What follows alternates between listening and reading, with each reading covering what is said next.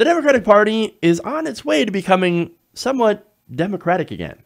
Now, over the weekend in Chicago, there was a vote to curtail the power of superdelegates. Now, of course, superdelegates are something that I've been arguing against. I don't believe there should be any superdelegates. I don't think they should have power. I don't think that should exist within the Democratic Party. But there are people who apparently seem to disagree.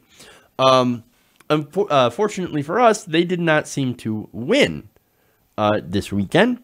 The reform package pushed by DNC Chairman Tom Perez and allies of Vermont Senator Bernie Sanders, among others, had passed overwhelmingly by voice vote at the DNC summer meeting in Chicago 2 years after the process started.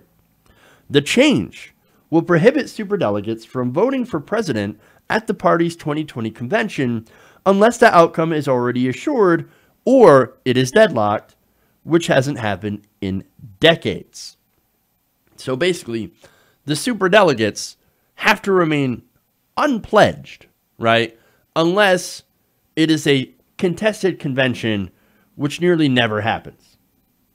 Okay, well, hey, look, that means effectively, and this was one of the things that we had complained about as progressives, what you have in, for example, media, right?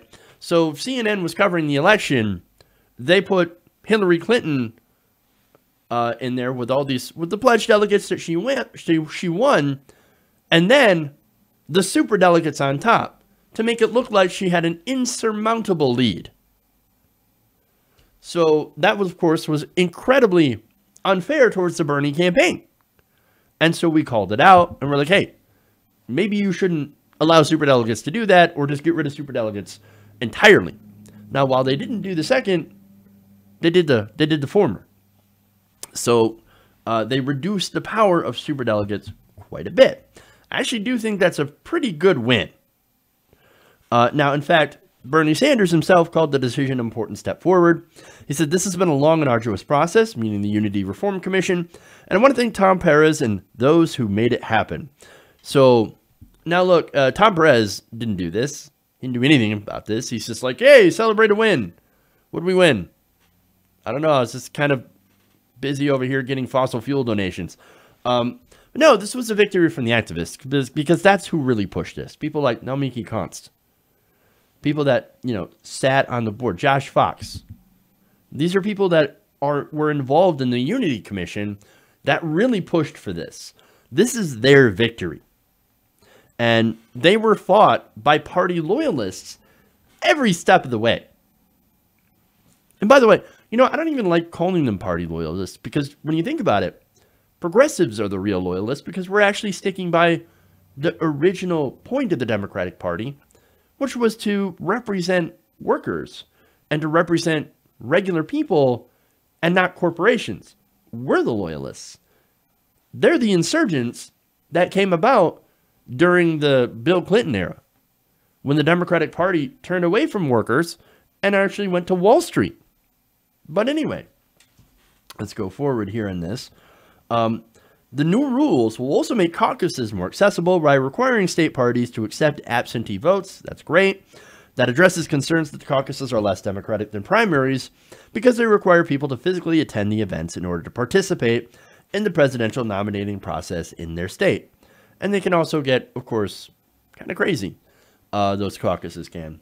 Now, a number of state parties are also considering replacing their caucuses with primaries, with some state party chairs here predicting the 2020 nominating contest will feature many fewer caucuses than in 2016.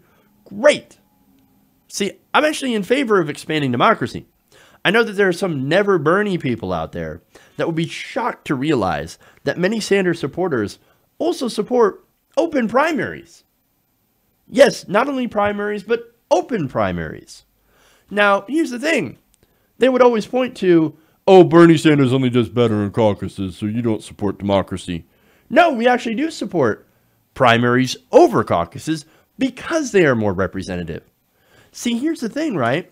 It's almost as if progressives actually care more about democracy and a fair nominating process than if our particular person wins. I know, right? Now, caveat here, there always is one. The DNC cannot force states to change their rules, but the reform package includes measures to encourage states to open their primaries and caucuses to independent voters. Awesome. As well as expand same-day voter registration in order to bring new voters. So look, same-day registration, open primaries, reduce role of superdelegates. This ain't bad. This is actually fairly good.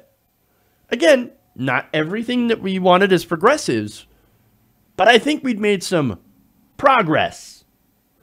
Now, of course, these rules, while it made progressives very, very happy, made some people very unhappy.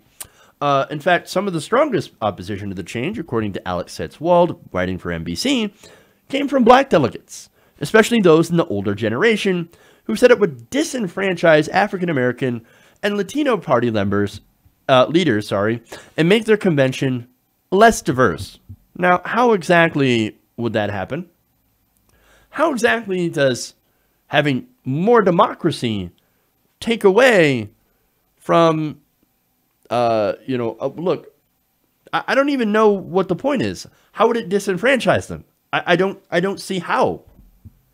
I guess I don't quite understand. But anyway, Karen Carter Peterson, a black Louisiana state senator, said, quote, "Are you telling me that I'm going to go to a convention after my 30 years of blood, sweat, and tears for this party, that you're going to take away my right to appease a group of people?" Or to appease a group of people? That read really strangely. Now, of course, Setzwald says she is presumably referring to white Sanders supporters. I'll get to that in a minute. But proponents of the change dispute that charge, noting that state parties will still include diversity requirements in their delegate selection rules, and that superdelegates can endorse and advocate for candidates. So that's the part of the change that I'm not in favor of. I don't think they should be involved at all until the voting. But unfortunately, that's one of the things that we have not changed yet, but that we could change in the future. But overall, to the point of Vice Chair Karen Carter Peterson, apparently to some people, democracy inside of the Democratic Party is somehow racist. Kind of roll that through your head a minute and realize how ridiculous that sounds. Oh no, getting more people to vote and having people having more voice inside the Democratic Party, that is racist. I say the same argument like, did you know that addressing income inequality is racist? Medicare for all is racist? You can't just throw that around without any sort of reasoning. Without any sort, like, there's no logic to it. So it doesn't make any sense. And besides, if you're going to do all that work in order to get a rewarded with a powerful position, instead of getting good Democrats elected so we can advance progressive ideas of, equality, truth, fairness, justice, opportunity, then I think you're missing the point. Maybe you shouldn't be there. If that's all you're worried about is, oh my God, my privileged position that I fought so hard for. But weren't you fighting so hard to advance democratic values? Isn't that why we're all fighting, is to advance democratic values? You might want to think about that for a minute. But one more thing, as Setzwald liked to point out there, man, all they're doing is just doing this to appease a group of people. What kind of people? Presumably white Sanders supporters. But white supporters of Bernie Sanders are not primarily white. They did a poll where Bernie Sanders, look, he has obviously the highest approval rating of any politician in the country. But when you break it down by demographic, the people that approve of Bernie Sanders the most are actually African Americans, followed by Latinos.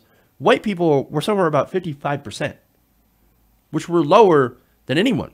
Women support Bernie Sanders at a higher margin than white men. So this myth of the Bernie bro has to die.